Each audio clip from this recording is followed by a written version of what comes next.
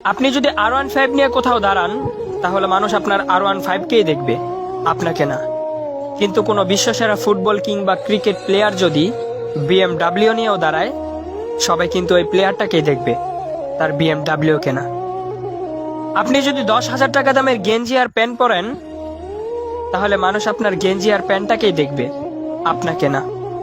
আর ওই প্লেয়ারটা যদি 50 টাকা দামের গেঞ্জিও পরে, তাহলে কেউ তার গেঞ্জিটাকে দেখবে না, সবাই কিন্তু ওই প্লেয়ারটাকেই দেখবে।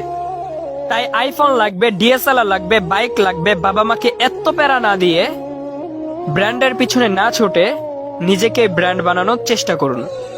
নিজেকে এমন ভাবে তৈরি করে তুলুন যাতে মানুষ আপনাকে ব্র্যান্ড বলতে বাধ্য হয়। আর আপনি যখন ব্র্যান্ড হয়ে যাবেন, তখন আপনার 20 টাকা দামের ছেঁড়া রুমালটাও নিলামে বিক্রি হবে লক্ষ টাকায়।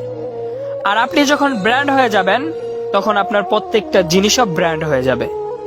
তাই নিজেকে ব্র্যান্ড বানাতে হলে নিজের সিদ্ধান্তে চলতে হবে, অন্যের না।